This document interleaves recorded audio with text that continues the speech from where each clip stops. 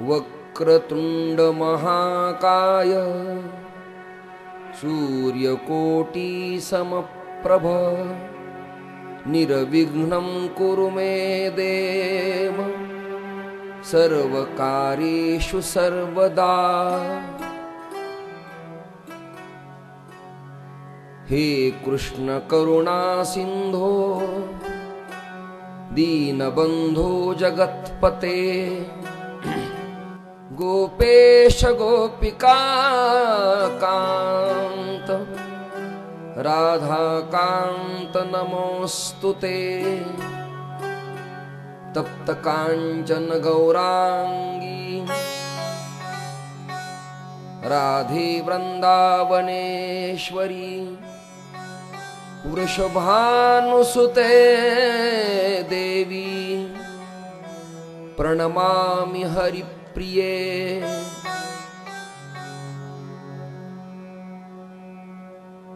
वाञ्छाकल्पतरुभ्यश्च कृपा सिन्धुभ्य एव च पतितानां पावनेभ्यो वैष्णवेभ्यो नमो नमः।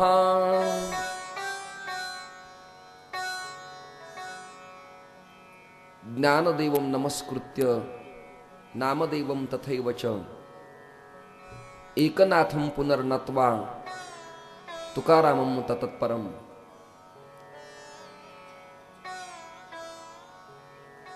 नमामि सद्गुरुं शान्तं सच्चिदानंद विग्रहं पूर्ण ब्रह्म परानंदम। हेलो पूर्ण ब्रह्म परानंदम ईशम आनंद वल्लभम।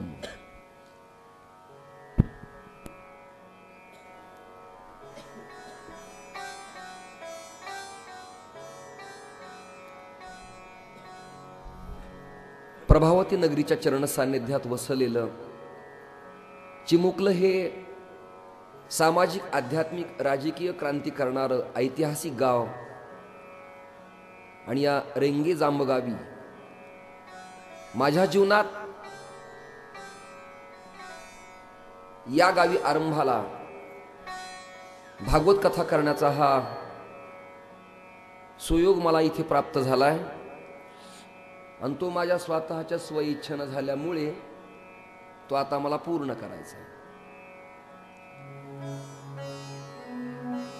संगीताची साथ देण्याकरता संगीत दिग्दर्शक संगीत विशारद BA म्युझिक संतोष देवकर, तबल्यावर साथ करतात श्री गोपाळे आणि अन्य लोक।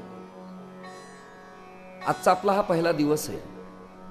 उद्यापासून स्पीकर साऊंड मॉनिटर प्रकाश ही सगळी योजना व्यवस्थित होईल अशी अपेक्षा आपण करूया।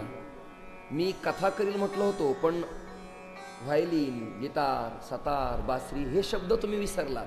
फक्त तुम्ही म्हणलात एकदा चान्स द्या एवढं तुम्ही फक्त लक्षात धरलं। हे वाक्य माझे तुम्ही विसरलात। तेव्हा रेकॉर्डिंग केलंय मला वाटतं तेव्हा शूटिंग केलंय। व्हायलिन गिटार सतार बासरी संजय उपाध्याय देवकर ही मंडळी असेल तर कथेत रंग निर्माण होऊ शकतो असं मी म्हणालो होतो। जनरली भजन करणाऱ्या मंडळींना भागवतात काय लागतं हे ठाऊक नसतं।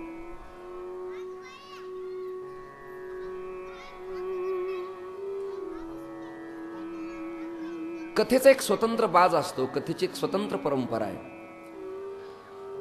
कथेत काय लागतं हे त्या त्या तज्ञांना त्या त्या प्रसंगाला कळत असतं। मी संतोषजी देवकरांच्या स्टुडिओत आळंदीला गेलो आणि कृष्णचंद्र ठाकूर पासून ते महाराष्ट्रातल्या भागवत कथा प्रवक्त्यांच्या पर्यंत जेव्हा मी त्यांच्याकडच्या रेकॉर्डिंग कॅसेट्स पाहिल्या तेव्हा माझं मन भरून आलं। माझ्या मनीवरी मी संकल्प केला की ज्या गावी तुम्ही 2 वर्षापूर्वी गेलात त्याच गावी आपल्याला यावं लागेल। राहिला प्रश्न आर्थिक सत्तेचा, तोही मी शिंदे टाकळी की रामे टाकळी नावाच्या गावी यांना सांगितलं। पैसा हे दुय्यम माध्यम आहे, पण गुणग्राहक लोक असतील तर कथेत आनंद निर्माण होऊ शकतो. काकडा आरतीचे म्हातारे मंगलाचरणाला चालत नाहीत आणि मंगलाचरण करणारे सकाळी पहाटे उठत नाहीत. हा एक महत्वाचा मुद्दा आहे. या दोन्हीच्या मधला सुवर्ण मध्यबिंदू साधून कथा करणारे हरिश चैतन्य महाराज, गुरुदेव आश्रम पळसखेड, रामकृष्ण शास्त्री आळंदीकर, श्रद्धेय बाजीराव महाराज जवळेकर गीता मंदिर, अशा अनेकविध कथा प्रवक्त्यांच्या कथा इथं झाल्यात. मी तुम्हाला 7 दिवस कथेच्या माध्यमातून आनंद आविष्कार देण्याचा प्रयत्न करणार आहे. भगवान कृष्ण कन्हैयाची कृपा, राधाराणीची कृपा आणि ग्रंथदेवची इष्टकृपा झाल्यानंतर, रंगदेवता प्रसन्न झाल्यावरती कथेत भावाविष्कार आणि रथाविष्कार प्राप्त होत असतो. आजचा कथेतला पहिला दिवस आहे. श्रीमद भागवताच्या सप्ताहाच्या काही धार्मिक विधी आहेत. त्या विधी विधानानं भागवत कथा करावी लागते. ते टेटस आणि परंपरा आपल्या निरंजननी चांगल्या पाळल्या. श्रीमद भागवत म्हटलं की भागवताची संहिता पठण करण्याकरिता 2 ब्राह्मणांना स्टेजवरती चौरंग मांडून त्या ग्रंथाचं पारायण करायला लावावं लागतं. म्हणजे भागवत ग्रंथ 7 दिवसात पूर्ण होत असतो. त्याच्या इष्ट देवतेचं प्रमुख पीठ मांडावं लागतं. ते पीठ मांडल्यानंतर त्याचं पूजन आणि हवन करावं लागतं. स्वतंत्र गायत्रीच्या जपाकरता वैष्णवांना व्यास मंचावरती बसवावं लागतं. पश्चिमेला, पूर्वेला, उत्तरेला त्या देवतांच्या स्थापना कराव्या लागतात. भागवत कथेच्या मंडपाला 4 द्वार असावी लागतात. त्या द्वारावरती धर्मध्वज असावे लागतात. कपिला गाईचं पूजन असावं लागतं. ऐरावत नावाचा हत्या असावा लागतो. तिथे शास्त्री, पंडित, विद्वत, रत्न, ऋषितुल्य महापुरुषांचा सन्मान त्या प्रसंगाला करावासा लागतो. त्यांना उच्चासनावरती बसावं लागतं. त्यांच्या पायाचं पादप्रक्षालन करावं लागतं. सौभाग्यवती स्त्रियांनो कुंकुम तिलक करून आसनावरती विराजमान व्हावं. पुरुष मंडळींनी ज्या जाग्या आपण बसलो ती जागा 7 दिवस पर्यंत स्थिर ठेवावी. बसत असताना बसणाराच्या शरीराच्या खाली एक आसन असावं लागतं. हा न्यास आणि आसन विधी श्रीमद भागवत कथा सप्ताहाच्या विधीतला एक प्रमुख प्रकार आहे. श्रीमद भागवताचा हवन विधी करावा लागतो. श्रीमद भागवत ग्रंथाची षोडोपचारे पूजा वेद मंत्रानं वाततुल्य असलेल्या पौराणुक्त मंत्रांनी करावी लागते. श्रीकृष्ण उद्धवजीच्या सहित 12 वैष्णवांचं स्वतंत्र पीठ स्थापन करावं लागतं. भिन्न भिन्न स्वच्छ अतिशय पवित्र तांब्याचे कलश मांडावे लागतात. केळीचे खांब बांधलेले, तोरणांची सजावट, गुढ्या उभ्या केल्यात. वैष्णवांच्या पायाचं पाद्यपूजन, यजमान पती पत्नीनं व्यासपूजन करावं लागतं. अर्घ्यस्थानी संकल्पास्तु संकल्प सिद्धी. हस्तपूजनानंतर तेच पाणी यजमानाच्या अंगावरती प्रोक्षण करायचं आणि त्या यजमानानं समोर आसन मांडून एकाग्र अंतःकरणानं विषयासक्त न होता संपूर्ण प्रपंचाची विरक्ती साधून 7 दिवस पर्यंत श्रीमद भागवत कथा श्रवण करण्याची पद्धती शास्त्रीय पद्धती आहे. शास्त्रीय पद्धती आहे.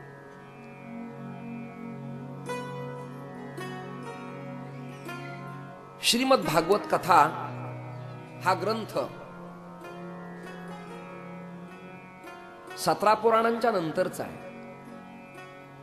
मद्वयम भद्वयम चैव ब्रत्रयम व चतुष्टयम नालिम पाग्नि पुराणानी कुस्कम गारुडमेव च अशी व्यासांची 17 पुराण आहेत. व्यासांना असंतोष निर्माण झाला.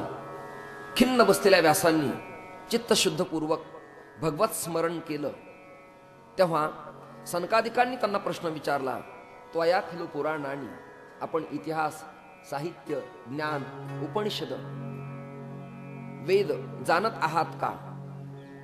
मग तुम्ही असंतोष का दिसता? तुमच्या मुखावरती संतोष कसा प्राप्त होईल? प्रफुल्लित मुखमंडल कसं दिसेल आपलं? तुम्हाला मानसिकता कशी लाभेल?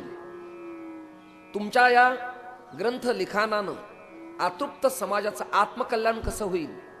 विखुरलेला समाज एकसंघ कसा होईल? समाजाच्या अंतःकरणावरचा मलिन दोष निवृत्त होऊन तिथे स्वायत्तता आणि स्वातंत्र्यता आणि पारमार्थिक सत्ता कशी नांदेल, याकरता श्रीमद भागवताच्या कथेचं निर्माण आहे. श्री नाथांनी भागवत का आणि कसं झालं याबद्दल एक ओवी मराठीत 11 स्कंद टीका लिहिताना अतिशय सुंदर लिहिली.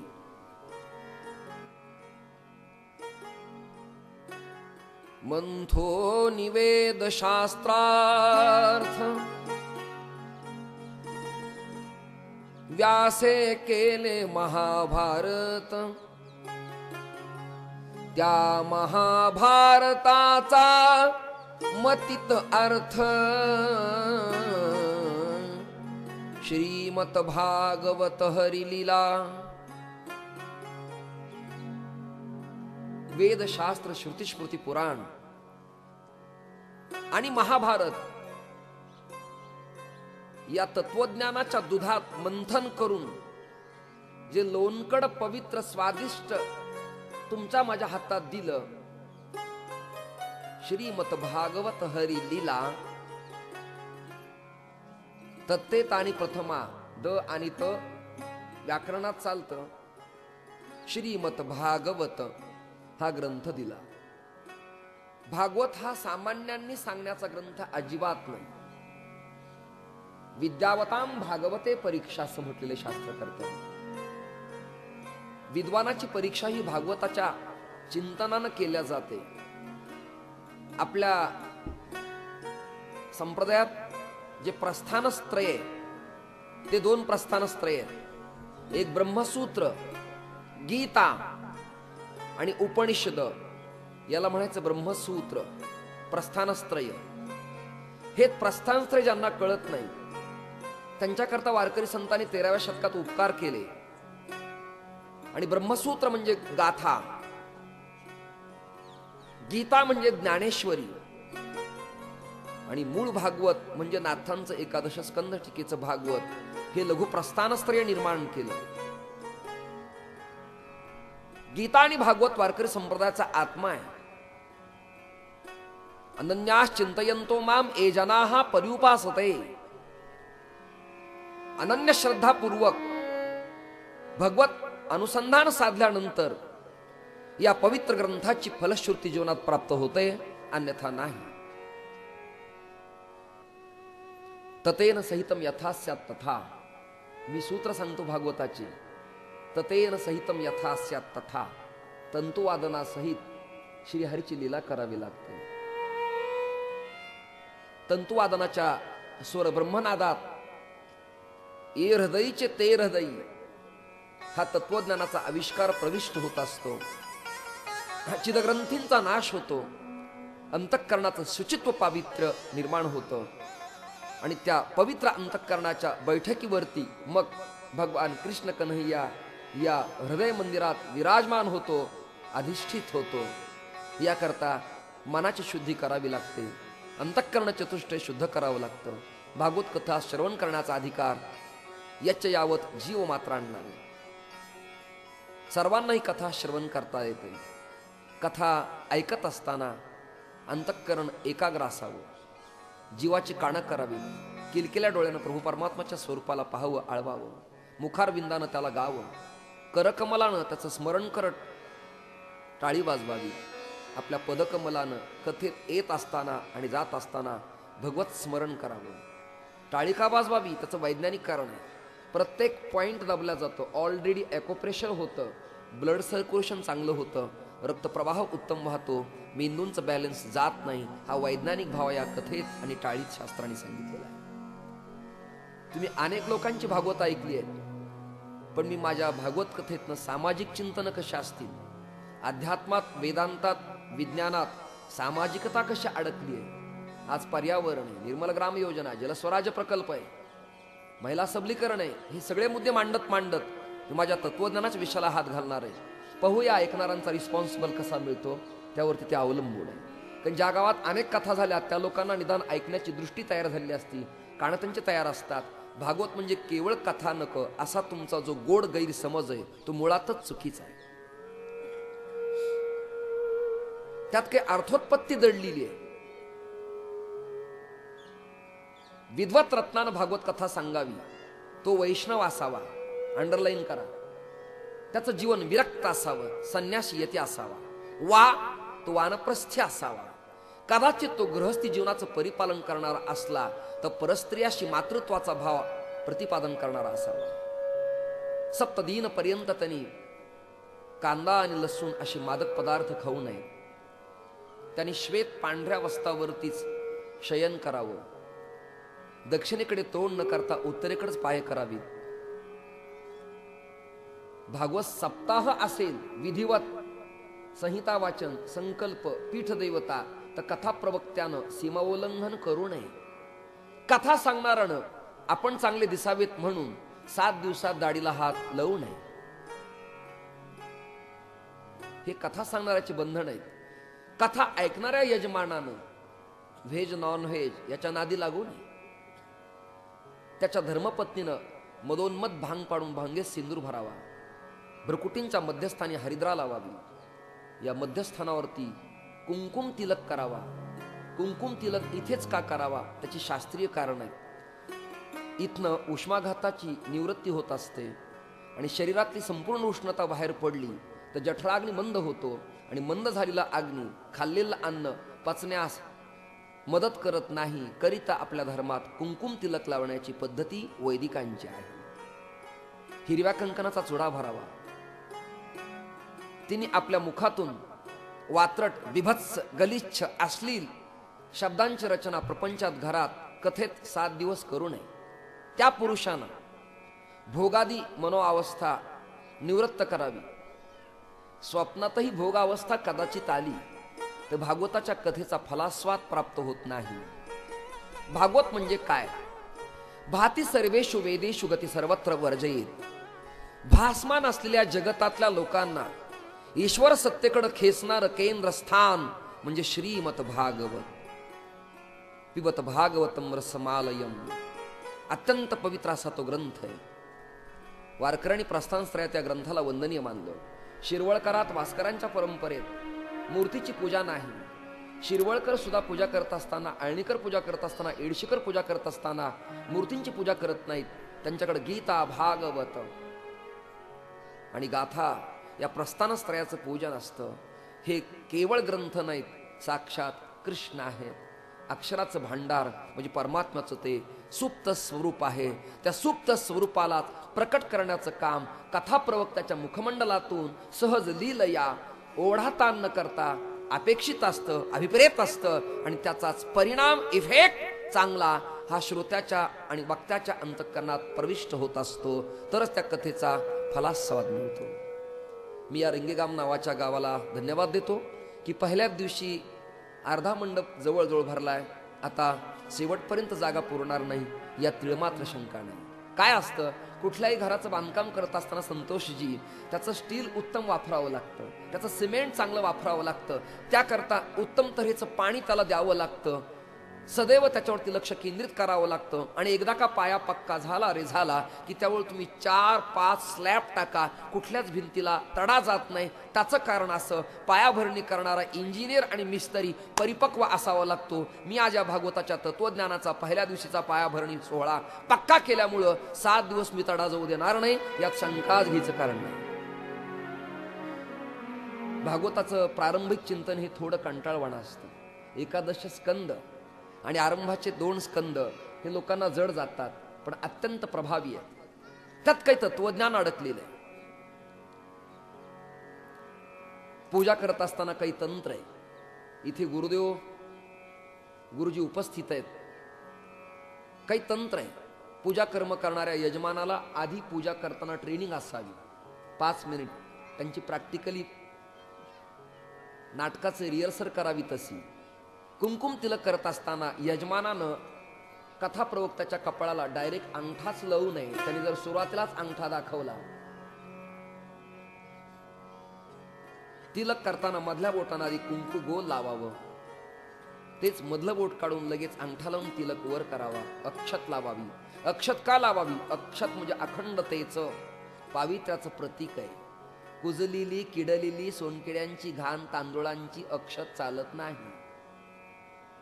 अक्षत अखंडत्व, अक्षदा शब्द नाही, अक्षत.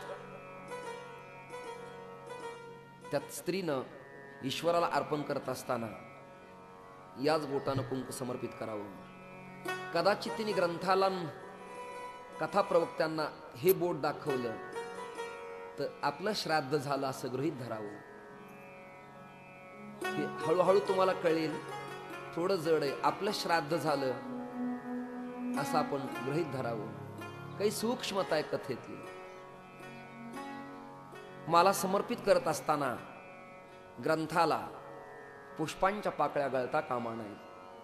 पुष्प ताजं, तवाणं, सुगंधी, उत्तम तऱ्हेचं, अगदी सेवंती बकुल चंपक पाठलाब्जैः पुन्हा गजाति करवी रसाल पुष्पैः बिल्व प्रवाल तुलसी दलमालती भीहि त्वां पूजयामि जगदीश्वर मे प्रसीद. भिन्न भिन्न प्रकारचे सुगंधी पुष्प वाटिका असावी.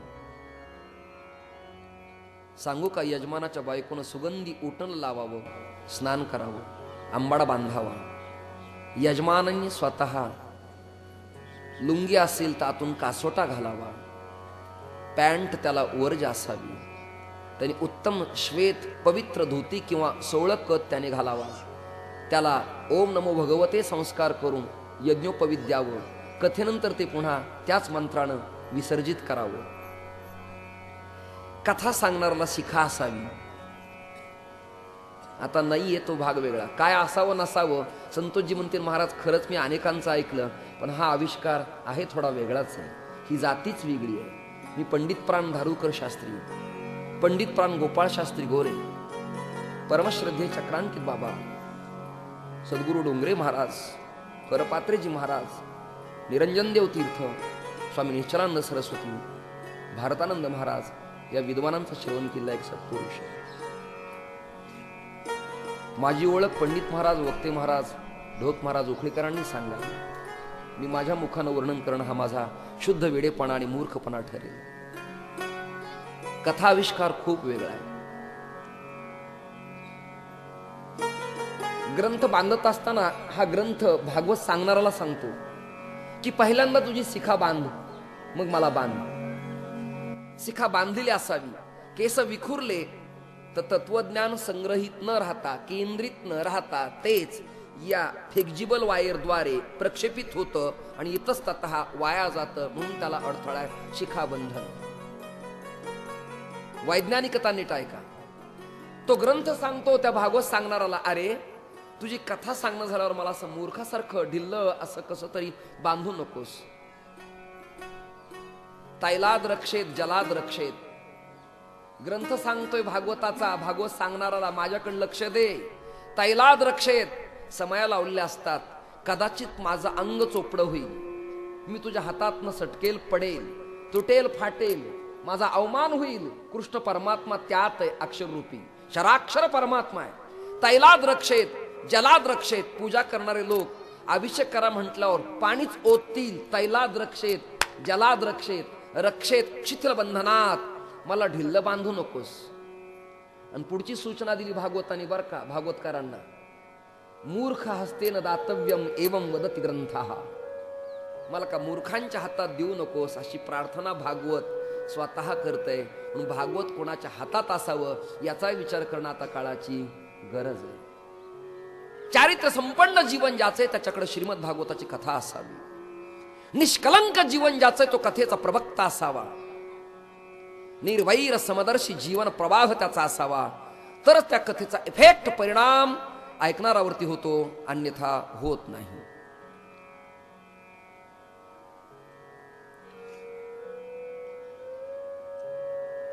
शौनकादी ऋषी प्रश्न विचारतायत. त्वया खलु पुराणानी. भागवतांच्या या पवित्र कथेमध्ये मच्छ कच्छ वराह नारसिंह वामन परशुराम राम बौद्ध आणि कलंकी 10 अवतार, गर्गसंहितेत 6 अवतार, वारकरी संत 10 अवतार. संख्याक्रम ऐका. वारकरी संतांनी 10 अवतार, भागवतान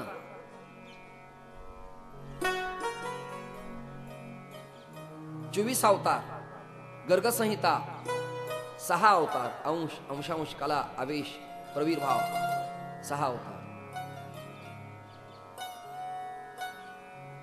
श्री नारदांचं पूर्वचरित्र या भिन्न भिन्न कथेंचा आविष्कार करत करत करत करत या कृष्ण रसायन शास्त्राचा जन्म होतो. पुढे अत्यंत महत्वाची कथा येते. सर्वांना श्रुत असलेली कथा येते. सगळ्यांच्या पाठातली कथा येते.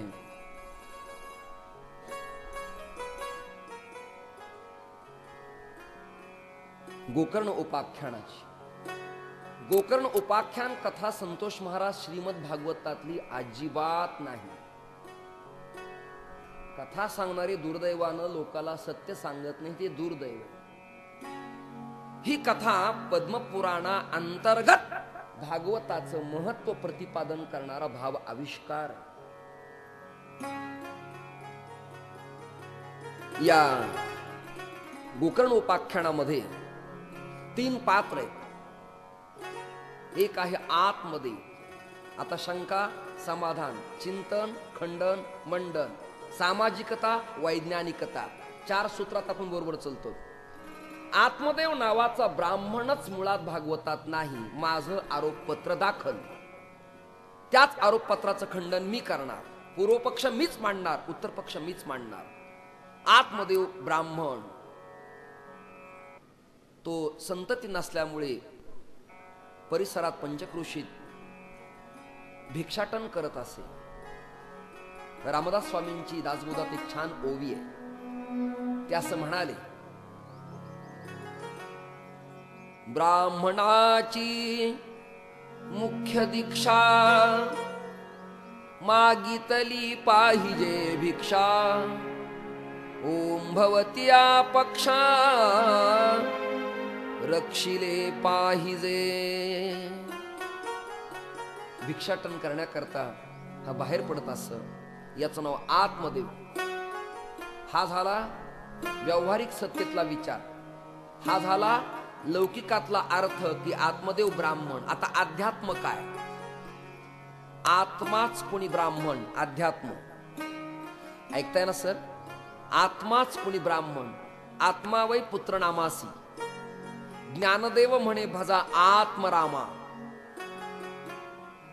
कळलं? आत्मा मृत्यू पावत नसतो. नित्य शुद्ध बुद्ध मुक्त आज्य अव्य निकवडा ही आत्म्याची वेदांतानं केलेली व्याख्या आहे. नयनं छंदन्ति शस्त्राणि नयनं दहति पावकः न चैनं क्लेदयन्त्यापो न शोषयति मारुतः. आत्मतत्व. मग त्या आत्म्याला बायको असेल? आत्म्याला बायको का? आत्म्याचा आश्रय धारण करणाऱ्या शरीराला बायको आहे? अरे परभणी जिल्हा वेदांत ऐकणार आहे. मरेल चेहरे घेऊन बसू नका. प्रफुल्ल रहा, फ्रेश रहा, टवटवी चेहरे ठेवा. अवघडे अध्यात्म हळूहळू कळेल. मी अर्थ सांगतोय. इथं दस्तापूरकर काय, मुतीराम महाराज काय, वळेकरांची परंपरा काय, जांभेकरांची परंपरा काय. महाराष्ट्रातल्या जागतिक विद्वानाला हरवणारा हा वेदांतातला जिल्हा आहे. आणि या जिल्ह्याचं नाव आहे प्रभावती परभणी जिल्हा. विद्वानांची खान आहे इथे. सांगा मला, आत्म्याला बायको असते? बायको शरीराला आहे का आत्म्याला आहे? मग जेव्हा आत्मा निघून जातो तेव्हा बायको राहते का बरोबर जाते? म्हणजे तिचा व्यवहार शरीराशी का आत्म्याशी आहे? शरीराशी. मग धुंदुली ही त्याची बायको आत्म्याची का शरीराची आहे? शरीराची. आत्म्याला कोणी नातं जुळत नाही.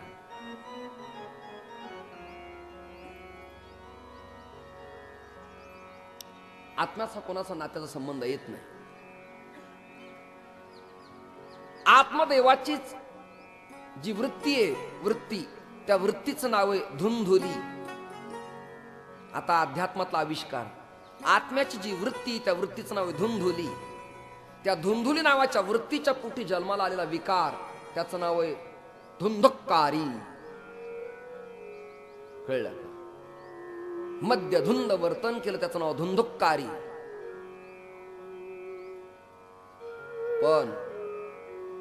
पण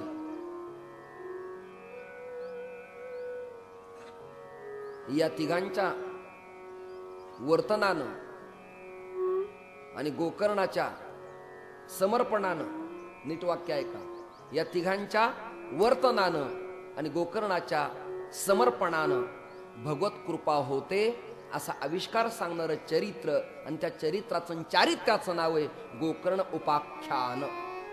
हे मुख्य आख्यान नाही, उपाख्यान. उपाख्यान आहे. या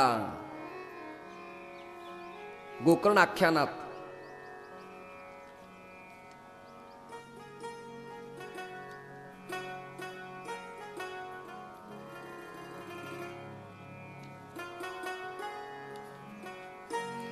श्लोक आविष्कार प्रतिपादन करत असताना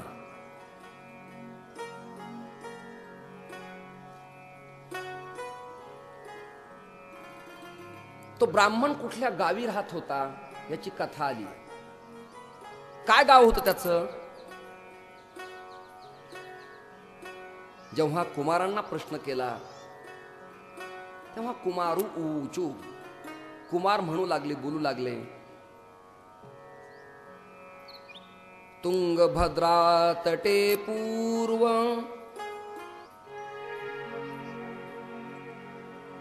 मदभूत यात्रा वर्णाश्रयेत.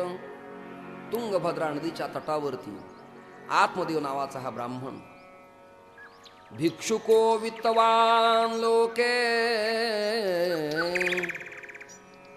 भिक्षा करत असायचा. तत्प्रिया धुंधुली स्मृता, त्याची प्रिय बायको होती धुंधुली. स्ववाक्य स्थापिका नित्यं सुंदरी सुकलोद्भवा.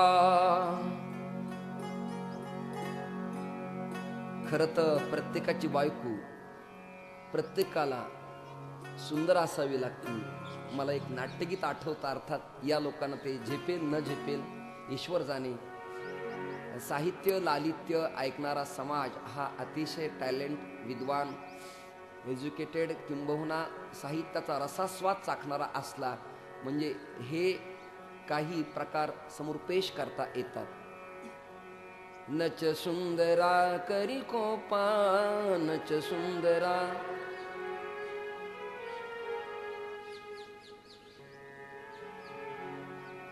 सुंदर स्त्री असावी.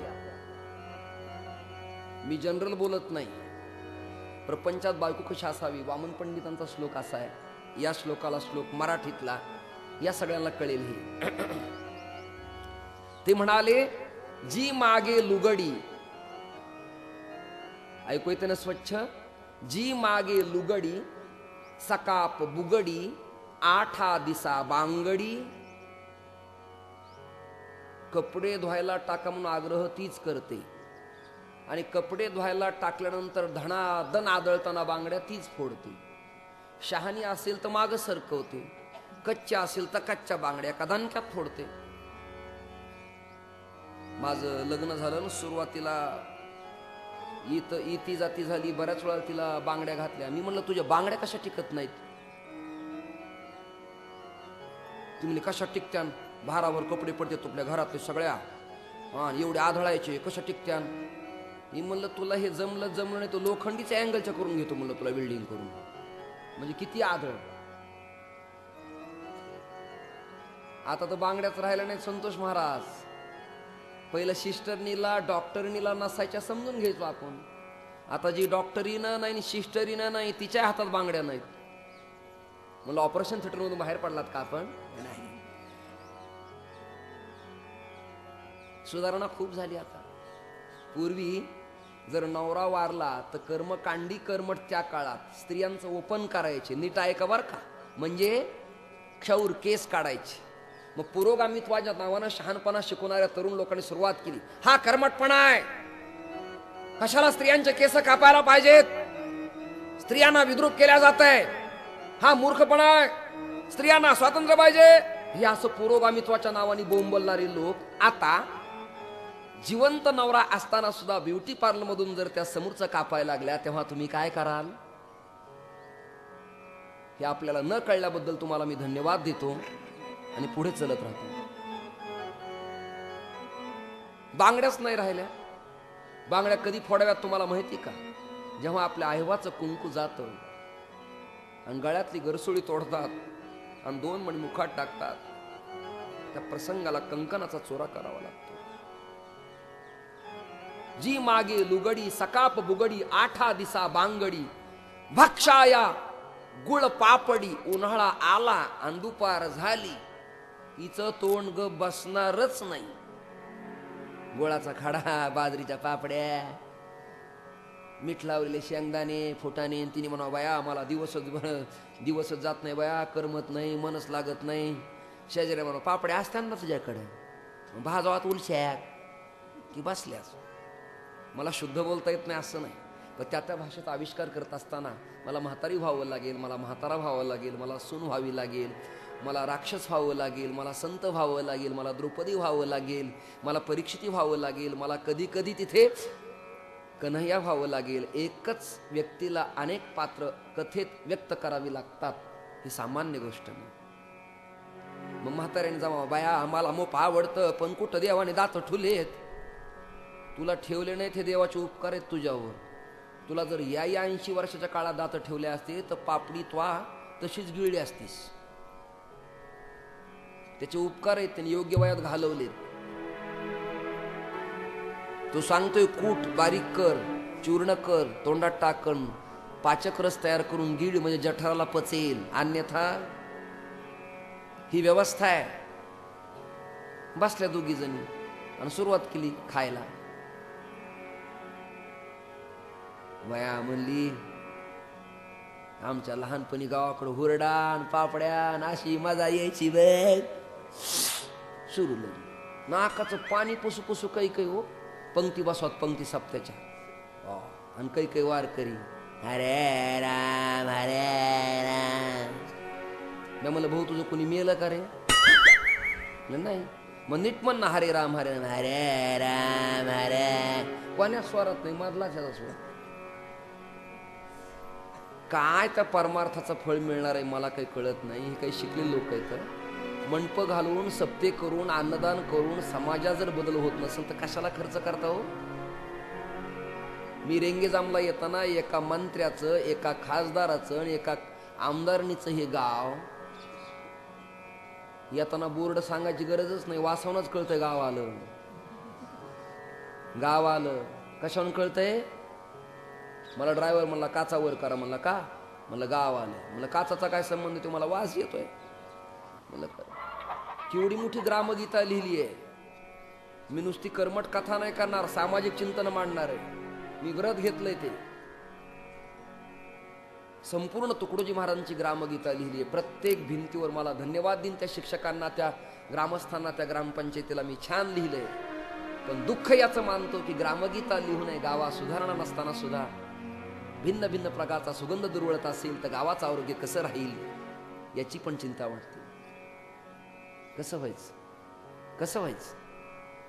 जी मागे लुगडी सकाप बुगडी 8 दिसा बांगडी भक्षा गुळपापडी कधी न रगडी, कधी न रगडी पोळी तुपे चोपडी. म्हणजे तुपातच पोळ्या खाती, गुळवणी नाही. पोळी तुपे चोपडी. या सगळ्यात तिच्या वागण्याला मी कंटाळलो. कोण म्हणते ते ऐका. याकरिता अमृतेश्वरास दिदली गोदा तिरी झोपडी. गोपाल कृष्ण भगवान की. धर्मपत्नी कशी असावी? सानंदम सुहास्य वदनम, कांता मृदू भाषणी, गोड बोलणारी असावी. मिष्टान्न पानं ग्रहे साधो संग मुपासते हि सततम धन्यो गृहस्थाश्रम. त्या घरात शिवाचं पूजन असावं, बिल्वदल व्हावं, तुलसी दल व्हावं, एकादशी व्रत असावं, गळ्यात तिची माळ असावी, प्रपंचात गोड बोलणारी असावी. संतोष महाराज मी टीका करत नाही यांची, पण जाता जाता काही आविष्कार मांडतो. नवरा थकून भागून ड्युटीहून, राजकारणातून, समाजकारणातून, शेतातून आला तर बाईनं त्याला सुरुवातीला तांब्याभर पाणी, गुळाचा खडा, साखर, चहा, कॉफी, सरबत जे असेल ते द्यावं. पण यांना एवढी कुच्चळ सवय, गदळ सवय, कारण मी काही संन्यासी नाही, मला रोजचा प्रपंचातला अनुभव. कदाचित तुम्ही चांगले असताल, माझा अनुभव सांगतो मी. घरी गेल्यावर विचारतात का जेवण केलं का, प्रवास झाला का. तुम्हाला वाटतं आमच्या महाराज लोकांना सुख आहे? अरे आमच्यासारखं दुःख कोणालाच नाही. मंडप कसा आहे चिंताच, पखवाज कसा आहे चिंता आहे, तबल्यावाला आला का नाही चिंता आहे, स्पीकरवाल्याचं आपलं जमतं का नाही चिंता आहे, इना वाजता वाजता पडते का काय याची चिंता आहे. सगळ्या चिंताच. प्रवास रात्रीचा उरकन का चिंता, गतिरोधकर गाडी आढळती का चिंता, कीर्तन झाल्यावर बुक्का लागल्यावर योग्य होतं का नाही चिंता. कळतंय का तुम्हाला? मग माना फिना हलवा ना काही का नुसतं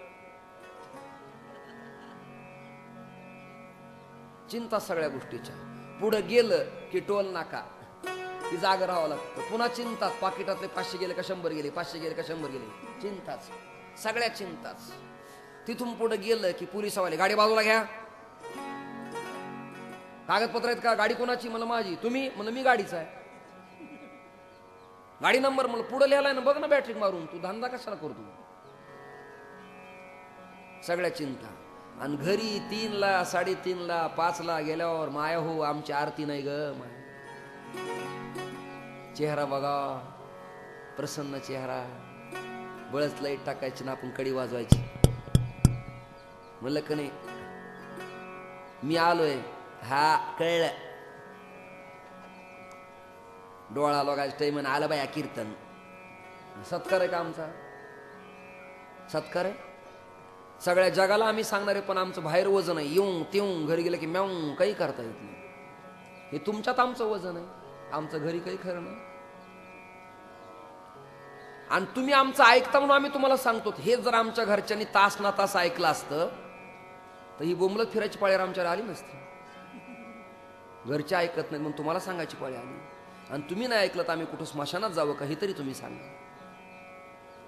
धर्मपत्नी गोड बोलणारी असावी. जेवायला ताट मांडलं रे मांडलं की तिने म्हणावं, पुण्यातले असेल ना, थोडं हवंय का, थोडं तुम्हाला वरण चालेल ना, आणि स्वीट पदार्थ कसा झालाय म्हटलं.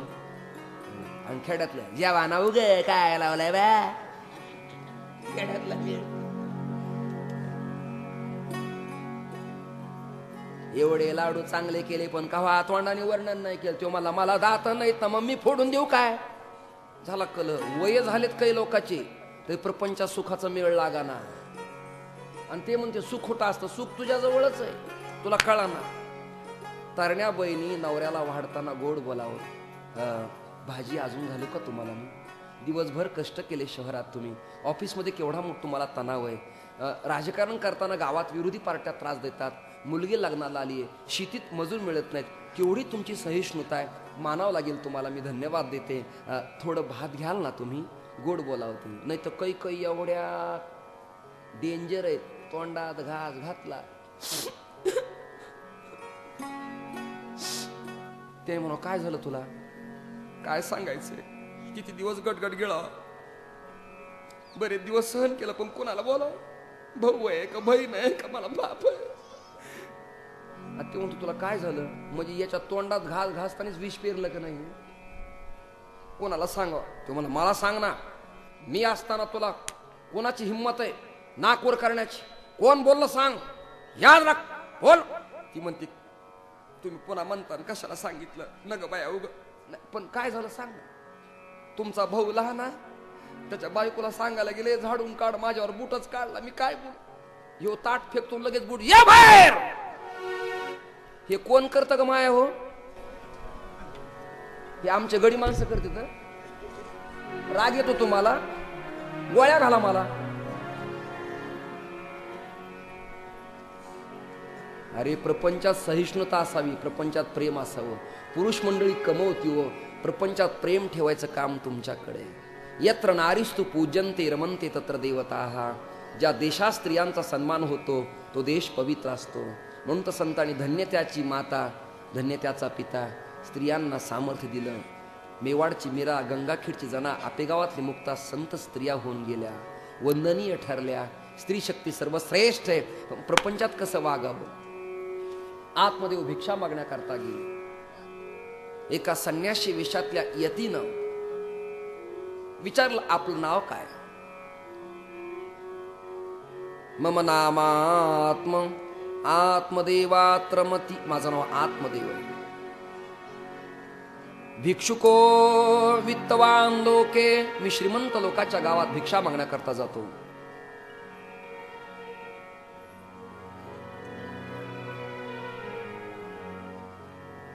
पण माझ्या जीवनात एक दुःख आहे महाराज. काय? मला संतती नाहीये, मूलबाळ नाही. ज्यांना संतती नाही ते लोक नाराज कशामुळे मला कळत नाही. माझा सल्ला आहे का? तुम्हाला पटणार नाही, नाही पटणार, पटू नाही तर न पटू, मला घेणं नाही देणं नाही. असं थोडंच आहे. पुढे निमंत्रण द्यावा, कथा व्हा, कीर्तनाला बोलावा. आपल्याला काय हे गाव ते गाव, भिकाऱ्याला 40 गाव, कन्नड जवळ. स्पष्ट वक्ता सुखी भव. ज्याला संतती नाही त्यांनी रडू नका. भावाच्या मुलाला मुलगा माना ना, बहिणीच्या पोरीला पोरगी माना ना. ज्या मुलाचे आईबाप वारले त्या लेकाला ओटीत घ्या ना. अनाथालयात जाऊन शिंबुताई सपकाळांचं एखादं लेकरू, एखादी लेक दत्तक आणा ना. लग्न करा ना तिचं. माझी एक दत्तक कन्या आहे, व्यंकटराव परांडे. परभणीत दिलं तिला, लग्न केलं तिचं. आणि ज्यांना संतती नाही त्यांनी आपल्या वंशाला दिवा नाही, आपल्याला पाणी कोण पाहिजे, गटारीत पडून मरणार. कशाला पाण्याची इच्छा करतो? ज्यांना झाले त्यांनी काय दिवे लावलेत? ज्यांना हे हिरे पायदा झाले त्यांनी काय दिवा लागला? 4 पुत्र होते दशरथाला, होतं जवळ कुणी एक तरी? मग तुमचे दिवे लावणार आहेत, माझे दिवे लावणार आहेत. आम्हाला तर मेल्यावर सप्त्यातच कुणी पायजी पाडून घरी जाऊस तर काही मेळ लागणार नाही.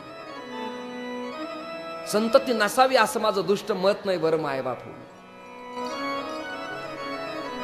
जीवनात करता आलं काम तर चांगलं करावं, वाईट अजिबात करू नये. काटे बंद कर मत राहील. जमलं तर होता आलं तर फुल व्हा, पण काटे होऊन कोणाला कृपया आडवी होऊ नका. भला किसी का कर न सकता, बुरा किसी का मत करना. भला किसी का कर न सकता, बुरा किसी का मत करना. पुष्प नहीं बन सकते तो तुम कांटे बन कर मत रहना. कांटे बन कर मत रहना. भला किसी का कर न सके तो बुरा किसी का मत करना. भला किसी का मत तो किसी का मत करना. बन सकते तो तुम कांटे बन कर मत रहना. कांटे बन कर मत रहना.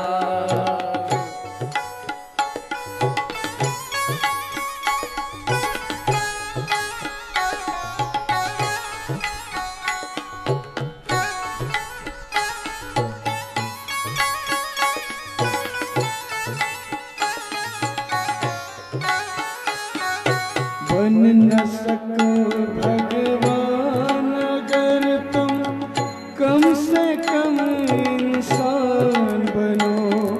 नहीं कभी शैतान बनो, नहीं कभी हैवान बनो. सदाचार अपना न सको तो पापों में पद मत धरना. पुष्प नहीं बन सकते तो तुम कांटे बन कर मत रहना. भला किसी का कर न सको तो बुरा किसी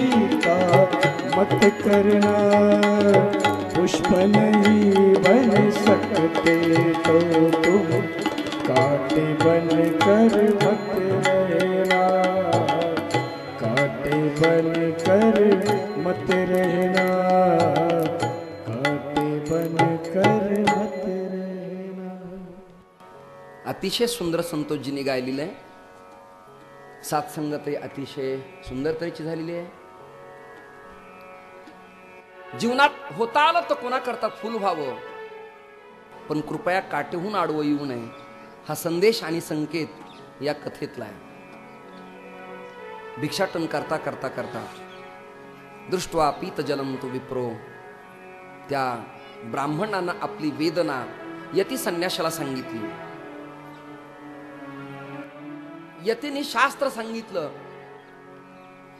की संतती नसेल तर लोक त्याला काय म्हणतात, धिक जीवतम प्रजाहीनम धिक गृहंच प्रजा वीणा, धिक धनम चानपत्यस्य धिक कुलम संतती विणा. समाज संततीहीन घराचा धिक्कार करतो, संतानहीन धनाचा संतानहीन कुळाचा धिक्कार समाज करतो. संन्यासी महाराज केवळ संततीच नाही असं नाही, माझ्या घरातल्या झाडांना फळही लागत नाहीत, माझ्या घरी एक गाय आहे, मी जी जी गाय पाळून पाहिली ती वांझच होते, तिलाही बाळ होत नाही, तिलाही वासर होत नाही. अशा प्रसंगाला मी काय करावं, काय करावं लागेल?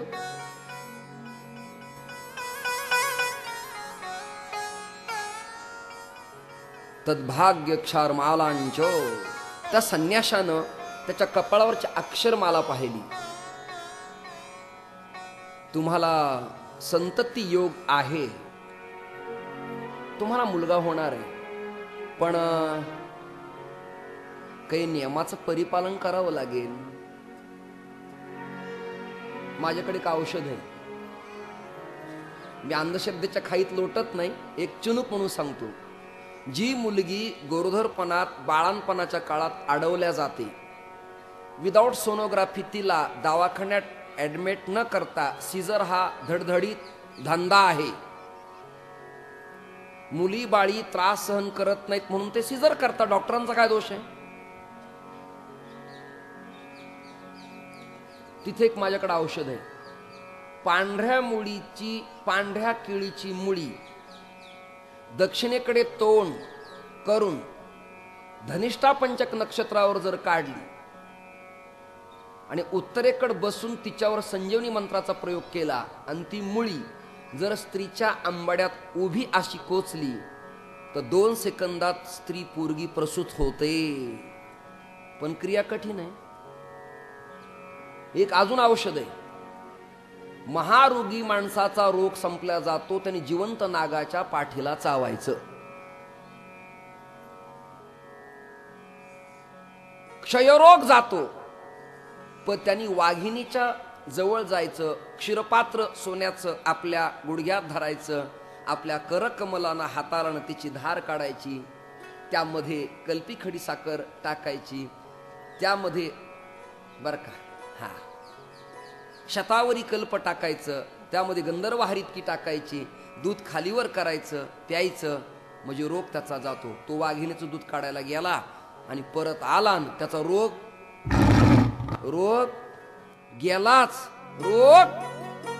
गेलाच समजायचं. भागवत कथेची मजा सांगू का महाराज?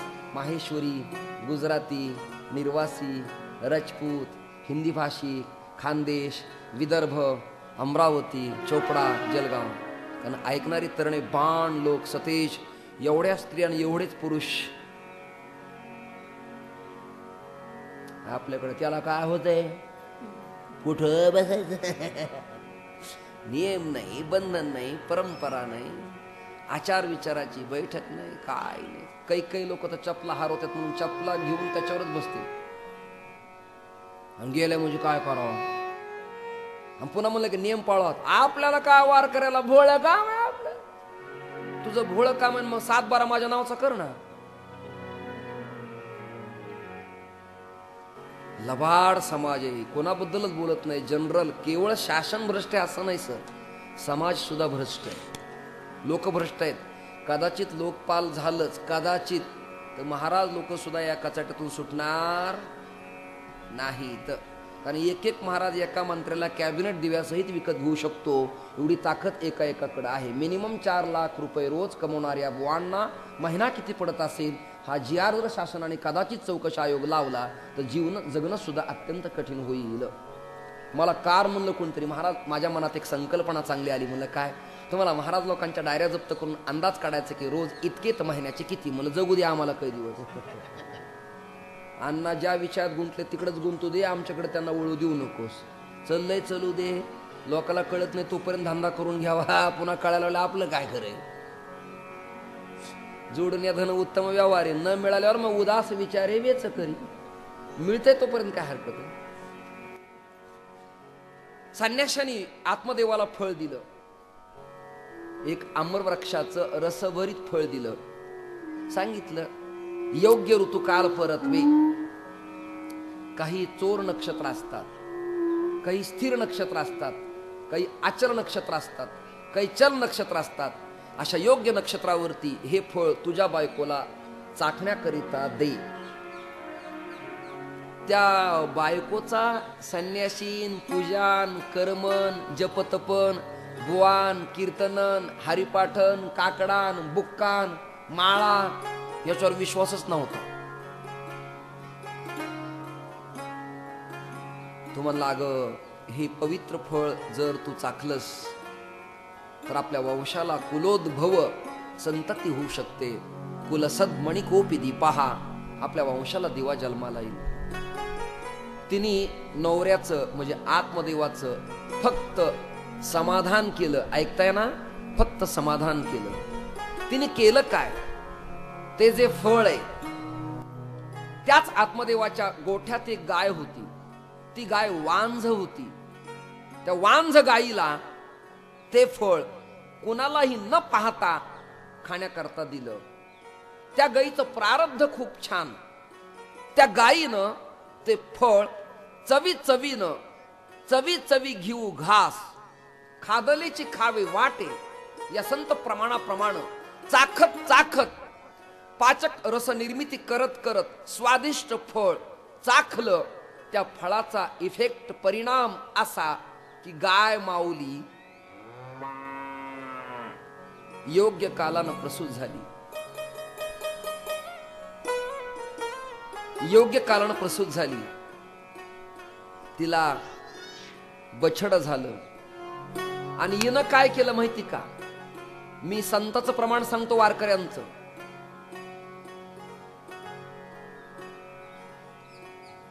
चिरगुट बांधून या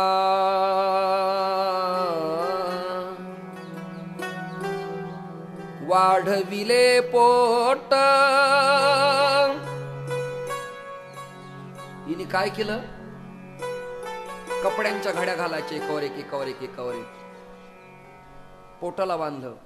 वरून त्याला त्याच रंगाचा एक पीस बांधला. पदर ढळू न देता लोकांना वाटायचं काय पातिव्रत्याचं जीवन आहे. अंगावरचा कपडा न हलू देता तिने तसंच ते दिसायचं. आत्मदेवाला समाधान वाटायचं. आत्मदेवाने शंकराचं पूजन करायचं, आपल्या उपास्य विष्णूचं पूजन करायचं. संन्याशाने विचारलं, आत्मदेवा काही परिणाम? हो महाराज, तुमची कृपा आहे, योगायोग चांगला आहे. योग्य काल परतवे. एका रात्री हिनं केलं काय? तिची बहीण त्याच गावात राहत होती, तुंगभद्रा नदीच्या तटावरच्या गावावरती. तिला बाळ झालं. तिचं बाळ इकडे आणलं. कपडे सगळे फेकून दिले. बाळाजवळ घेऊन बसली आणि नवऱ्याला सांगितलं, तुमची कृपा आहे बाई, संन्याशी चांगला भेटला, आपल्या जीवाला वंशाला दिवा जन्माला आला. पण देवाने दूध नाही दिलं, मला काय करू? बघा डोकं कसं लावतात महिला, बघितलं का?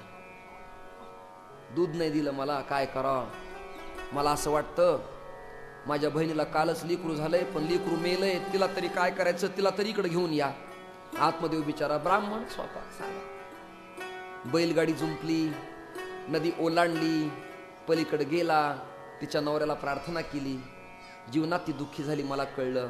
रात्री तिचं बाळ वारलं, मी थोरलाय तिला, आणि माझी बायको तिला थोरली आईसारखीच असल्यामुळं विश्रांतीला जर तिला 15 दिवसाकरता माझ्याकडे पाठवलं तर तिची भावनाही बरी होईल.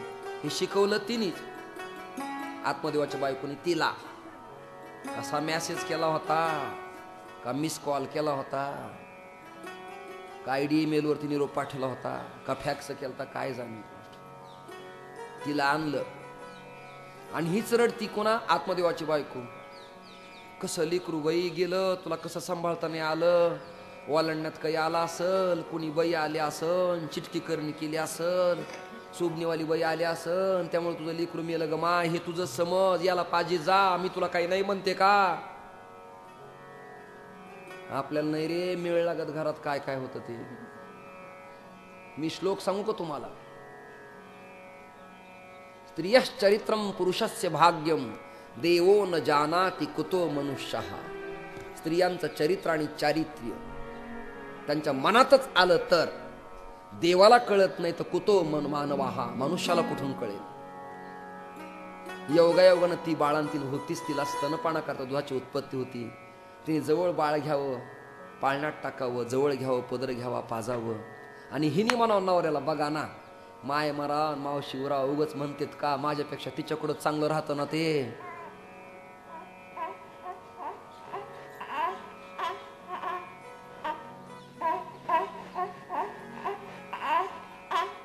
बघा ना कसं रडतं.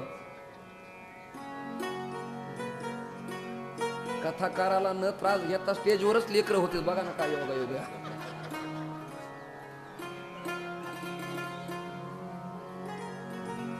आमच्या बायकोला कोणतरी निरूप दिला, म्हणली पुण्याच्या कथा स्टेजवरच महाराज लेकरू. म्हणजे अगो बाई मला तर माहिती, मला तसं काही मान नको, त्याच्यातून आवाज निघतोय, तू वेगळाच अर्थ लावू नको.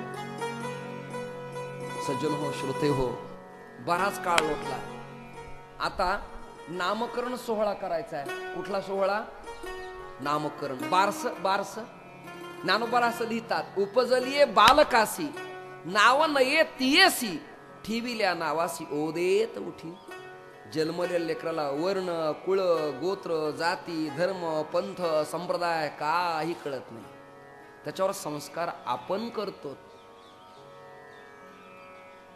दगडावरती संस्कार केल्यावर देवत्व जसं निर्माण होतं, तसं जीवावरती संस्कार केल्यावर तो त्या कुळातला होतो. जन्मना जायते क्षुद्र हा संस्कारात दिव्य उच्चते. नामकरण सोहळा. आता गायीच्या आकाराच्या सारखे कान असल्यामुळं त्या गायीच्या बाळाचं नाव ठेवलं गोकर्ण उपाख्यानामात प्राप्ती. त्याचं नाव गोकर्ण ठेवलं. आणि या धुंधुलीला जो मुलगा झाला त्याचं नाव धुंधुकारी ठेवलं. पाळणा बांधला, पहिले पाळणे गोड असायचे. बाळा जो जो रे कुलभूषणा निद्रा करी बाळा, बाळा जो जो रे. आता पाळणे बदलले. आता पहिल्या दिवशी जन्मले बाळ, दुसऱ्या दिवशी त्यांनी खाल्ले रताळ, तिसऱ्या दिवशी त्याला वाहिला गुलाल. जो बाळा जो रे जो मेल ते.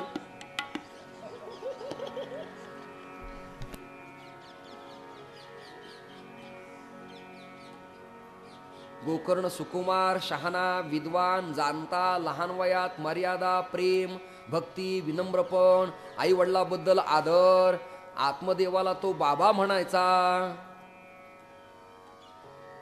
मग दोघाचा उपनयन संस्कार केला. मौंजी बंधन. 8 वर्षात भवेद विप्राहा. 8व्या वर्षी मौंजी बंधन केलं. उपनयन, उप म्हणजे नयन म्हणजे ज्ञानाचा डोळा प्राप्त होण्याकरता केलेला संस्कार, त्याचं नाव उपनयन संस्कार. उपनयन संस्कार केला. धर्माचा नियम असा आहे, उपनयन संस्कार केला की ब्राह्मणांनी आपली मुलं अध्ययनाकरता तीर्थक्षेत्रात 12 वर्ष वेद विद्यालयात पाठवावीत. धुंदुकारीला, गोकर्णाला तीर्थयात्रेला पाठवलं. धुंदुकारी पाठशाळेत गेल्यावर गप्प बसत नव्हता. पोराच्या शेंड्यावर काष्टा सोड. गुरुकुलात बसला की हातात सराट्याचे काटे घ्यायचा, गुरुजी यायच्या आधी खाली फेकायचा. गुरुजी बसले की अरे अरे हा काय प्रकार झाला.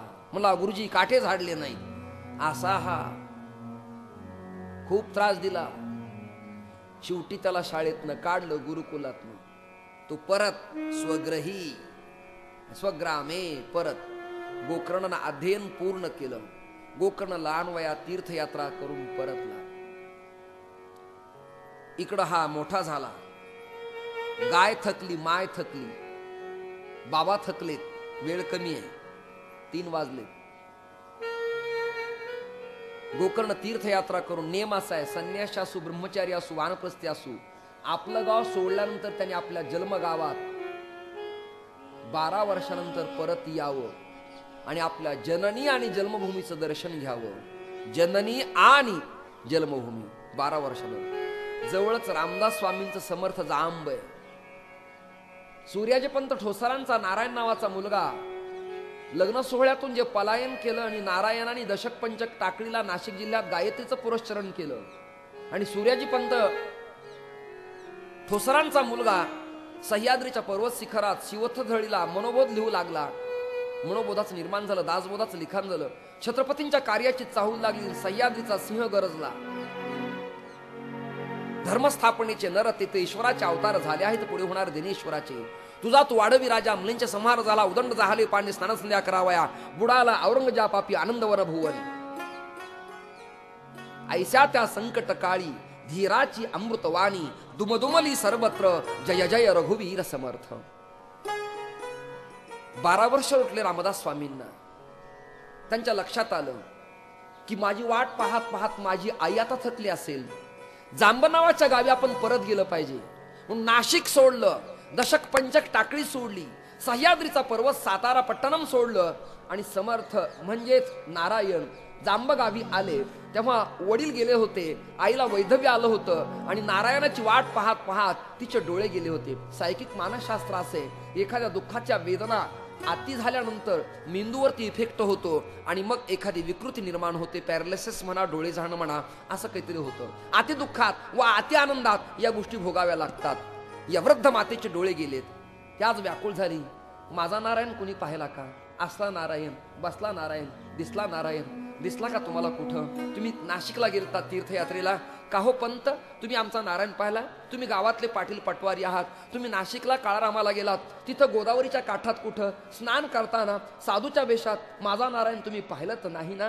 किलकेल्या डोळ्यानं आर्त स्वरात टाहो फोडणारी ती मात्र स्वरूपा आई वाट पाहत होती केवळ फक्त नारायणाची. नारायणाला असं वाटलं आपल्या जन्मगावी आपण गेलं पाहिजे. नारायण तीर्थाटन करत करत मराठवाड्यात जांब नावाच्या गावी रामदास स्वामी म्हणजेच नारायण स्वतः मारुतीच्या समोर आले. इथंच मी बलदंड उपासना केली, इथंच मी दंड थोपटले, इथंच मराठा तितुका मिळवावा, महाराष्ट्र धर्म वाढवावा, ही क्रांती मी केली. आज माझी आई थकली आहे, आई समोर जाऊन मी प्रेमाचं दान मागितलं पाहिजे, भिक्षापात्र समोर केलं पाहिजे. समर्थ नारायण आईच्या समोर आले आणि त्यांनी प्रार्थना केली, मा भिक्षान देही. गंगाधर पंत थोरले भाऊ होते, ते वारले, बायको विधवा झाली. भाऊजाईने आवाज ओळखला आणि ती म्हाताऱ्या आईला सांगायला गेली, सासूबाई सासूबाई तुम्हाला कळलं का? हा आवाज की नाही मला भाऊजींच्या सारखाच वाटतो. कदाचित नारायण भाऊजी तर नसतील ना हे? 85 वर्ष झालेल्या म्हातारीला उठत असताना हात धरावा लागत होता. आपल्या मुलाचा आवाज तिच्या कर्णेंद्रियावर पडल्यानंतर चेतना प्राप्त झाली. ताडकीनं म्हातारी उठली आणि ती असं कंप पावत पावत दरवाजात आली. तिने आलिंगन दिलं, नारायणा केवढा मोठा झालास तू, मला सोडून तुला जगून करायचं तरी काय? मी कोणासाठी जगायचंय? माझी तुला आठवण येत नाही का नारायणा? तुझ्या डोक्याला एक खून होती जन्मताच, तू आवळू आहे का रे नारायणा? माझ्या कवेत तू मावत नाहीस. सूर्याजी पंत ठोसरांचा पुत्र नारायण व्याकुळ होऊन धाय मोकळून रडला. त्यांनी आपल्या आईच्या पायावर जणू अभिषेकच केला, आईला आलिंगन दिलं आणि आईने आशीर्वाद दिला, लग्नात जरी पलायन केलंस तरी महाराष्ट्राचा संसार तुला करायचा आहे, तू कृतकृत्य होशील, माझा तुला आशीर्वाद आहे. जननी जन्मभूमीश्च स्वर्गादपि गरीयसी. जननी जन्मभूमी सर्वश्रेष्ठ असते. गोकर्णाचा मुद्दा हाच आहे. गोकर्णाला असं वाटलं, भारतात मी विद्वान असलो तरी, भारतात मी विद्वान असलो, वैदिक असलो, पंडित असलो तरी माझ्या जन्मगावी एक दिवस मी जायला पाहिजे. म्हणून गोकर्ण आपल्या तुंगभद्रा तटातल्या गावी जवळ आला. त्यांनी आल्या आल्या गावातल्या देवतांचं दर्शन घेतलं, नदीत स्नान केलं तुंगभद्रेत. रात्र झाली होती, सायं संध्या मुपासिसे. त्यांनी पळी भांड घेतलं, शिखा सोडली, स्नान केलं, शिखा बांधली, दिग्वंदन केलं, अर्घ्यदान देतो पाण्यात. तो पाण्याच्या बुडबुड्यांचा आवाज यायला लागला. सूर्य अस्तमनात जाताना पक्ष्यांचं पूजन अतिशय मनोहर होत होतं. शीतल शांत वायू मंद वेगानं वाहत होता. पश्चिमेचा झोमणारा अंगाचा वारा अंगाला आल्हाद देत होता. आणि तशा मांगल्याच्या प्रसंगाला संध्या म्हणजे संधी, देवाच्या उपासनेची मिळालेली संधी म्हणजे संध्या. त्याचं सोनं करण्याकरता त्यांनी पश्चिमेकडे तोंड केलंय, हातात पाणी घेतलंय आणि गोकर्ण आता सूर्याला अर्घ्यदान देतोय. लाल तांबूस मावळतीचा सूर्य, त्याची चरणछबी आणि किरणांची जी छाया होती ती पृथ्वीवरच्या हिरव्यागार हरळीवरती आच्छादित झाल्यामुळं ते गवत जणू जसं पृथ्वी मातेनं हिरवागाल परंतु चांदी आणि सुवर्णानं आच्छादित गालीच्याच अंगावर घेतला की काय, असं मनोहर विलोभनीय दृश्य ते उत्तम तऱ्हेचं दिसत होतं. स्नान संध्या आटोपली आणि आता नदीच्या पात्राला ओलांडून गोकर्ण आपल्या जन्मस्थानात आल्यावर त्यांनी दिग्वंदन केलं, नमस्कार केला. ती माती आपल्या कपाळाला लावली. कंठ त्याचा सद्गदित झाला, हृदय त्याचं भरून आलं. आज 14 वर्ष झालेत घराच्या बाहेर पडले. माझे आई बाबा खूप थकले असतील नाही? आई बाबा सर्वश्रेष्ठ दैवत आहे, सकल तीर्थांची धुरे जी एका माता पितरे. आई बाबांना भेटलं पाहिजे म्हणून अतित्वरेनं वेगानं गावात प्रेम उल्हासित होऊन आलेला गोकर्ण कानावर ती वार्ता कळली. आई खूप थकली आहे, पण बाबा तुझी वाट पाहत पाहत त्यांनी देह ठेवलाय. मनाला भयंकर उद्विग्नपणा निर्माण झाला. हंबरडा त्यांनी फोडला की माझा बाप साक्षात परमतत्व, माझा बाप साक्षात्कारी संत महापुरुष, ब्रह्मवेत्ता, ब्रह्मणो ब्रह्मवेत्त मासा. माझे बाबा नाहीये. गाय आता मान हलवत होती, ती वाट पाहत होती. गोकर्ण, मी तुझ्यासाठी जगले रे, फक्त आता तुला एकदा का माझ्या किलकिल्या डोळ्यांनी पाहिलं की माझी तृप्ती होणार आहे. आणि जो भाऊ होता धुंदुककारी, भाऊ कुठे हे तरी पाहावं वाटलं. हा मदोन्मत्त मद्यधुंद होता, नित्य मदिरा पिणं, दुष्ट स्त्रियांच्या बरोबर नको तसं वर्तन करणं. त्याला भिन्न भिन्न प्रकारचे रोग झाले, जीवन प्रदूषित झालं, संतुलन पर्यावरणाचं संपून गेलं, मानसिकता ढासळली, व्यसनी त्याला लोटलं, तो दरिद्री झाला, रोगी झाला, मेला. आणि मेलेल्या अतृप्त आत्म्याचा सुप्त वास त्या घरात असल्यामुळे सूर्यानं गोकर्णाला साक्षात्कार दिला की तुम्ही याचा उद्धार होण्याकरता तुमच्या घरी तुंगभद्रेच्या तटावरती तुमच्या वाड्यात श्रीमद भागवताची कथाने पारायण करा, म्हणजे या अतृप्त आत्म्याचा दोष निवृत्त होईल. म्हणून गोकर्णानं श्रीमद भागवताच्या संहितेचं पारायण केलं. सांगणं वेगळं आणि पारायण वेगळं. श्रीमद भागवताच्या संहितेचं पारायण केलं. एक दिवस सूर्य उदय होत होता. दिवसभर मंगलमय श्रीहरीची मांगल्याची कथा होत होती. सगळे श्रोते गात होते. कथेत आनंदाला पारावा होता. कृष्ण भजनानं मन सगळ्यांचे प्रफुल्लित झाले होते. सगळेजण त्या नारायणाला स्मरण करत होते, आळवत होते. नारायणा नारायणा। ओम नमो श्री नारायण नारायण नारायण ओम नमो श्री नारायण नारायण नारायण ओम नमो श्री नारायण नारायण नारायण ओम नमो श्री नारायण नारायण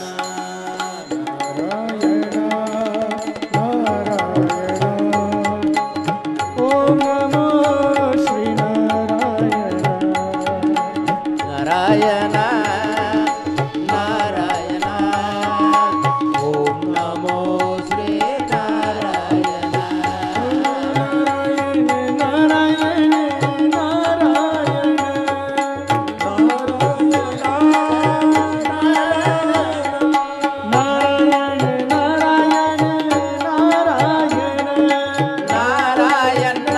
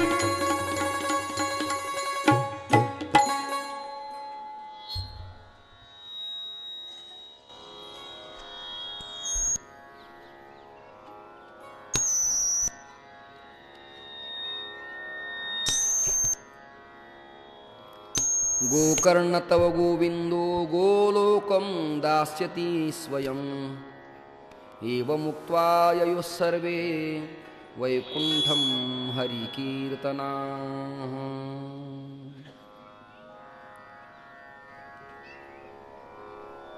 श्यामवर्ण पीतांबरधारी किरीटकुंडल सर्वांगभूषित भगवान विष्णू परमात्म्याची कन्हैयाची कृपा या भागवत कथेच्या माध्यमातून झाल्यानंतर गोकर्णाच्या भागवत या पारायण सोहळ्यामध्ये विधीमध्ये यज्ञामध्ये पिशाच योनीला असलेल्या धुंदुक्कारीचा उद्धार तिथे एक सप्तकांड्यांचं बेट लावलं होतं कळकाचं, त्याला तुम्ही विळू म्हणा. रोज एक विळूचं कांड ताडकीने वाजत असायचं, म्हणजे त्यातला सूक्ष्म आत्मा हा उद्धाराच्या दिशेनं आपली वाटचाल करत असायचा. असं करत करत करत 7 दिवस पर्यंत श्रवणं समभागेन सर्वेषामिह दृश्यते फलभेद कुतो जातः प्रब्रुवन्तु हरिप्रियाः. सप्तरात्रमुपोपेश प्रेतेन श्रवणं कृतं मननादि तथा तेन स्थिरचित्ते कृतं वृषम्. स्थिर चित्तानं श्रवण केल्यानंतर जर पिशाच्य योनीचा उद्धार भागवतानं होतो तर चालते बोलते समोरचे तुम्ही संपूर्ण जीव आणि मी उद्धरती पूर्वजते. श्रीमद भागवताच्या पठनानं आत्मकल्याण होतं. यत्र सूर्यस्य सोमस्य सिद्धानां न गति कदा तन्लोके हितगतास्तस्ते श्रीमद्भागवत श्रावणात्. जय राधे श्री राधे राधे राधे प्रिया प्रिया. बंद आहे ना. राधे राधे प्रिया प्रिया.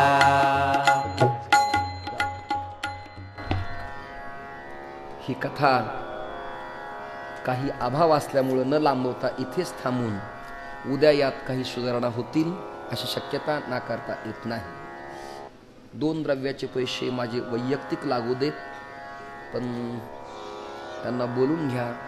द्रव्य आपण रोज कमवतो. 2-3 कीर्तनं झोडपली तर 5-25 हजार होऊन जातील. त्यामुळं त्यांना उद्या आपण बोलून घ्या हे खोलीत न सांगता प्रकट सांगून देतो.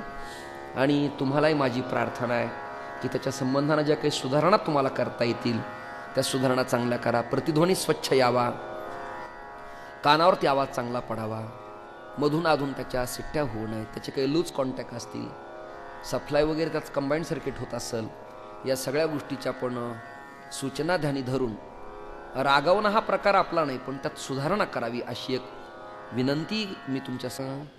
त्याचा ताल, त्याचा टाळ, म्हणण्याची गती, त्याला आपल्या वारकरी भांडण्यासारखं जो बोलतोय जय राधे श्री राधे असा मेळ जमत.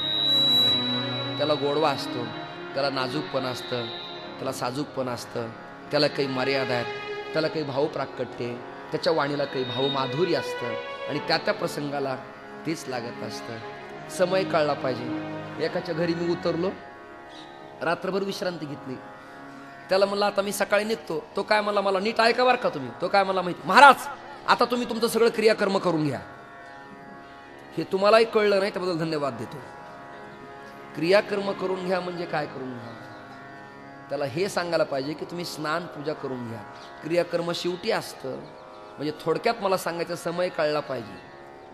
वास्तुशांतीला कीर्तन ठेवल्यावर अभंग जोडून या धन अभंग घ्यावा. त्याने अभंग घेतला जाळोनी संसार बैसलो अंगणी. समय कळावा लागतो. त्या कथेचा समय असतो. त्या स्वतंत्र भजन असतात. मला वाटतं सदैव असे लोक जर माझ्या साथीला असले तर सर्वतो दूर महाराष्ट्रात कथा आपल्या सहज लिलया होतील, सहज लिलया होतील. फार काही प्रयास न घेता, आटापिटा न करता, ओढाताण न करता सहज स्फुरण पावतात कथा.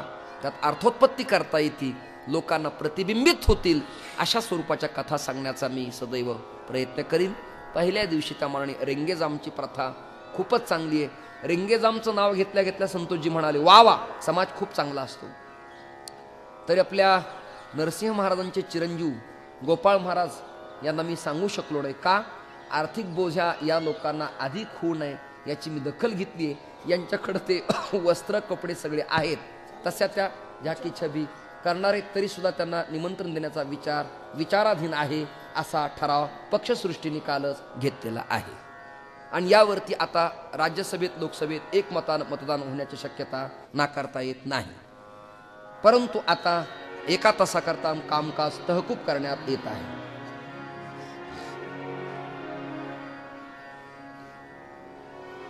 समजा एखादी पोरगी एखाद्या मुलाला म्हणली की तुमचं आमचं नातं आहे, तुम्हाला पसंत आहेस, मग तेवढ्यावर त्यांनी लग्न केल्यावर तिला कपडे नको, साडी नको, चटणी नको, पत्रे नको, घर उघडं, संडास बाथरूम नाही, आणि तूच म्हणली होतीस ना मी आवडतो म्हणून, का उघडं राहू देता का तिला?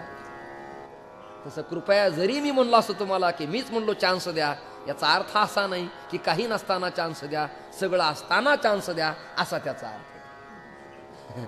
मी अत्यंत प्रेमापोटी, काही भांडण नाही, काही ना, आपला स्वभावच मुळात तसा भांडण तंट्याचा अजिबात नाही. समजा एखादी म्हणली अय्या तुम्ही मला इतकं आवडतात ना, आणि लग्न झालं, ती म्हणली स्वयंपाकाला भाजी नाही, तुम्हाला तूच म्हणली ना की मी तुम्हाला आवडतोय, आता कुठून आणू मी भाजी? मग तिने काय कपडे कापावा का हात कापावा? तिला उदक अग्नी धान्य झाल्या घडी पाक, एकाविना एक कामाने, या सगळ्या गोष्टी असल्या तर ती स्वयंपाक चांगला करू शकते. तसं बुद्धिरूपी स्त्री स्वर ताल लय हा त्रिवेणीच्या सुंदरपैकी पदार्थाचा स्वयंपाक असेल तर कीर्ती म्हणजे कथारूपी चिंतन व्यवस्थित करू शकतात. अशा अनुषंगानं आपण आज पहिल्या दिवशी इथे थांबत आहोत. श्रीमत पद्मपुराणे उत्तरखंडे श्रीमत भागवत महात्मे गोकर्ण मोक्षवर्णनम नाम पंचमोऽध्यायः. हरये नमः. हरये नमः हरये। हरे राम राम राम हरे हरे। हॅलो,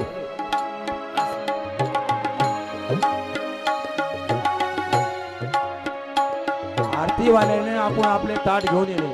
हरे राम आरती करणाऱ्या सूचना राम राम आप आपलं ताट सोबत घेऊन ये. हरे सगळे म्हणा. हरे कृष्ण कृष्ण कृष्ण हरे. सगळे म्हणा, सगळे म्हणा.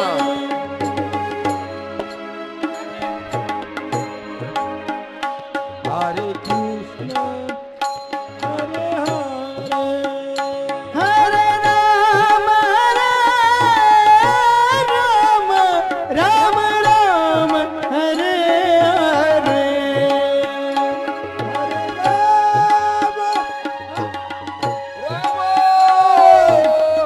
राम राम हरे हरे. हरे कृष्ण कृष्ण कृष्ण हरे हरे. हरे कृष्ण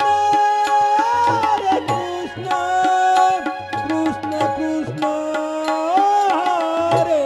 हॅलो, हरे राम. ज्यांना आरतीसाठी सूचना दिलेली आहे त्या भाविक भक्तांनी ताबडतोब आरतीचे ताट घेऊन सहकुटुंब आरतीसाठी हजर राहायचंय. ज्यांना आरतीची सूचना मिळालेली आहे त्यांनी लवकरात लवकर ताट घेऊन आरतीसाठी समोर यायचंय. बंशीधर किशनराव रेंगे, रणजित रामचंद्र, अशोक रामकिशनराव, दत्तराव सदाशिवराव,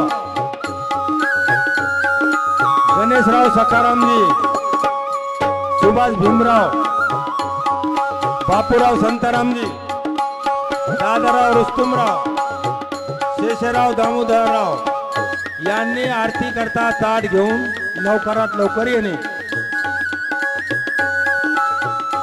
हरे राम राम राम हरे हरे. राम राम राम हरे. राम हरे हरे. हरे कृष्ण कृष्ण कृष्ण हरे हरे. हरे कृष्ण कृष्ण कृष्ण हरे राम. हरे राम राम हरे हरे. हरे हरे कृष्ण हरे हरे. ज्यांना आरतीसाठी सूचना मिळालेली आहे लवकर चालणे. वा वा वा वा वा वा वा. हा गेल्या वर्षीचा पोरगा आपला, गेल्या वर्षीचा.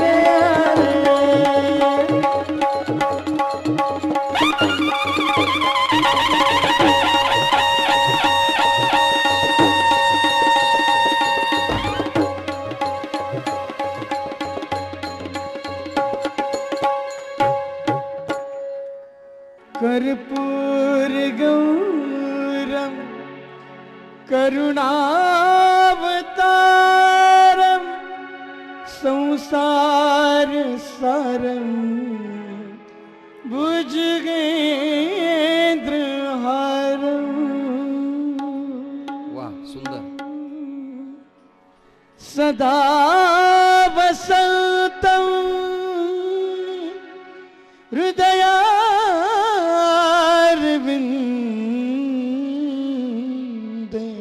बहुत सुंदर.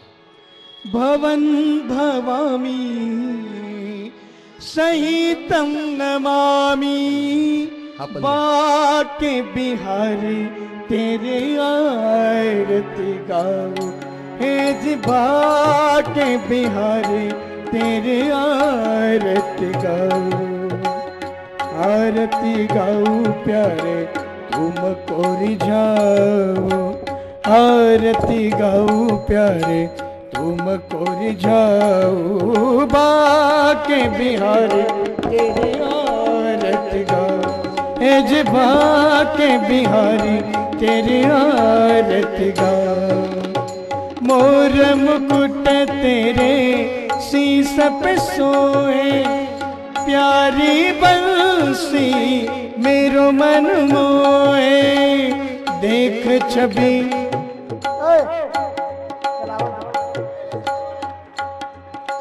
कमी कर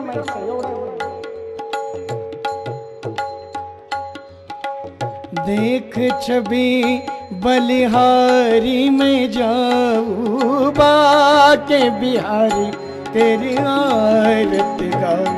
है जिबा के बिहारी तेरी आरती गाऊं। मोर मुकुट हाँ चरणों से निकली गंगा प्यारी, जिसने सारी दुनिया तारी। उन चरणों के दर्शन पाऊं, बाके बिहारी तेरी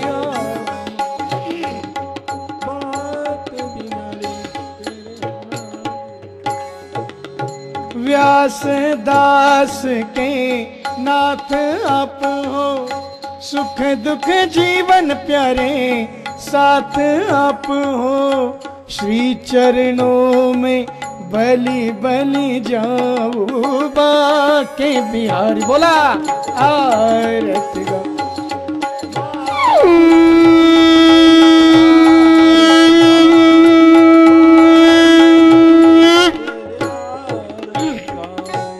गालिंग लोटांगन बंदिन चरण डोलान पायन उपदजे, प्रेम अलिंगन अन्न पूजन भावे वालिन मणे नाम। तमेव माता पिता तमेव बंधु सखा तमेव विद्या द्रव्यं तमेव सर्वं मम देवते। कायेन वाचा मनसेन्द्रियैर्वा बुद्ध्यात्मना वा प्रकृतिस्वभा करोमि यत्किं सकलं परस्मै नारायणाय इति समर्पयामि। अच्युतं केशवं रं नारायणं कृष्णदामोदरं वसुदेवं सुन्दरं माधवं गोपिकावल्लभं जानकीनायकं रामचन्द्रं। हरे राम राम राम हरे हरे, हरे कृष्ण कृष्ण कृष्ण हरे हरे, हरे राम राम हरे हरे, हरे कृष्ण कृष्ण। हरि ओम यज्ञेन यज्ञमयजन्त देवास्तानि धर्माणि प्रथमानि आसन्, देहनागं महिमान सचन्ते यत्र पूर्वे साध्या सन्ति देवाः। ओम एकदन्ताय विद्महे वक्रतुण्डाय धीमहि तन्नो दन्ति प्रचोदयात्। महालक्ष्मी च विद्महे विष्णुपत्नी च धीमहि तन्नो लक्ष्मी प्रचोदयात्। तत्पुरुषाय विद्महे महादेवाय धीमहि तन्नो रुद्र प्रचोदयात्। नारायणाय विद्महे वासुदेवाय धीमहि तन्नो विष्णु प्रचोदयात्। नाना सुगंध पुष्पाणि यथा कालोद्भवानि च पुष्पांजलिर्मया दत्त प्रजानां परमेश्वर। मंत्र पुष्पांजलि समर्पयामि। गोपाल कृष्ण भगवान की जय।